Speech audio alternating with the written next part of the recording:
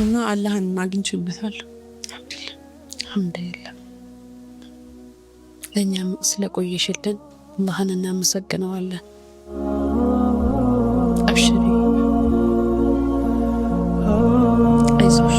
አንዳንድ ሰዎች የውስጣቸውን ስሜት ያሉበትን ተጨባጭ ባንቺ ቮይስ ይገልጻሉና ያንን ስታይ ምን ይሰማሻል? እስኪ ነገርየው ብቻሽ መሆን ይፈልጋል።